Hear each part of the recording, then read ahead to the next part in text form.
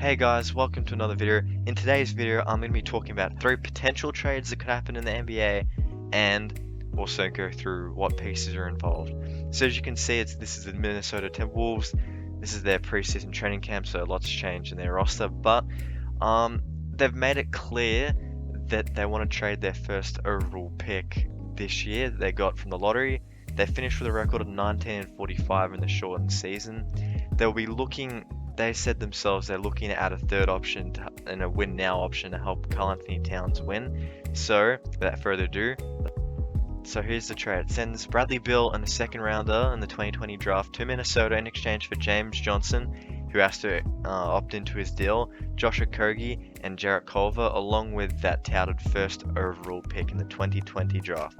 Now, the current first prospect is going to be Anthony Edwards. Now, Anthony Edwards would have fit in Minnesota pretty well at the 2 guard, but with acquiring Bradley Beal, they also need to get rid of some shooting guards to fix their rotation and also help salaries match. So I believe that this is a good opportunity for Washington to get some youth into their team and just commit to the rebuild. And then this is a chance for Minnesota to really prove that Jimmy Butler wasn't right about them when people were kind of doubting him, and he pushed them into the playoffs for the first time in that big drought. He pushed them in, and I guess now that they're struggling, they need to prove him wrong. And I guess this move is probably one of the last signs that can prove Karl-Anthony Towns can lead this team. Otherwise, they'll probably need to look for an actual first option, like an actual superstar, because by then, if they have those 3 players who are all borderline all-stars or have been all-stars at some point, it's not going to be a good look. But anyways, that's the first trade of the video. I'm going to head into the second one now, which involves Houston and Philadelphia.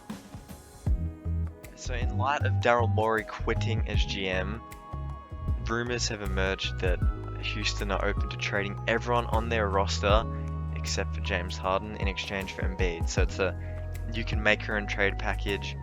You make your package will accept anything as long as Harden isn't involved, and obviously they'll have a few draft picks, and they'll also probably put a few restrictions on that.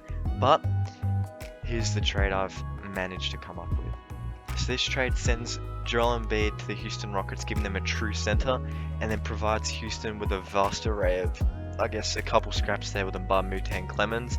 They also get Daniel House Jr., who can be a good role player off the bench. They also get some shooting and versatility in Eric Gordon. They also get Robert Covington, who was part of that trade for Clint Capella, as you see just there. So obviously this will prove that Houston are going out of that small ball movement that they tried, which would have come at a pretty high cost, having given up a pretty good center in Clint Capella. But that's the past, and the Rockets can only really worry about the future now. This move would set them up really well, as they have 2, I guess, first option caliber players on one team, and it will just be up to the front office to fill the rest of the roster around them after they've made the trade and depleted the majority of their roster. But they would get, I guess, a good clear picture of where they're at and what kind of players they need to acquire as well. But this move for Philly just adds versatility, adds shooters, and pretty much gives Ben Simmons the keys to the offense, and you can probably run through him at the power forward. You can play him at the point guard, but I think you probably want a guard that can shoot the ball, and that's something Ben Simmons hasn't really been able to do outside of the paint. So we'll have to wait and see what happens.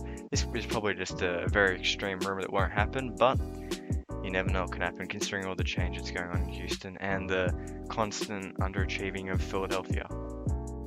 The next trade I'm going to talk about involves the Brooklyn Nets acquiring that 3rd star that Kyrie Irving has been praying for so long and has been publicly open about, obviously, improvements being needed on the roster.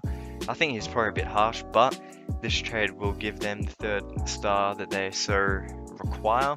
It will be a 3-team trade, so we'll get to that in a second. But just quickly, Caris LeVert is a player that is going to be traded in that trade, the concept trade that I made, partly because he's a player that is signed to a rather large deal, but he was pretty good in the bubble.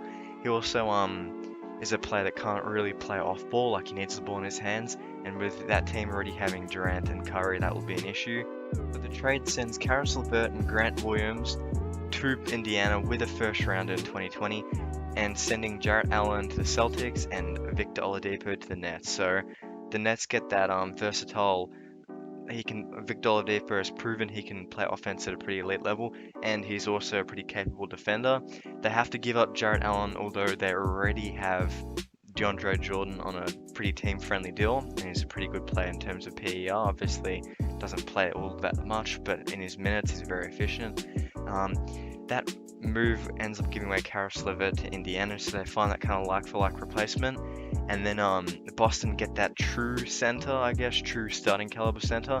And Jarrett Allen, very young, has been pretty good on the Nets. One of their shining spots before, I guess, the D'Lo got traded there from Lakers, and then they got these two acquisitions from free agency.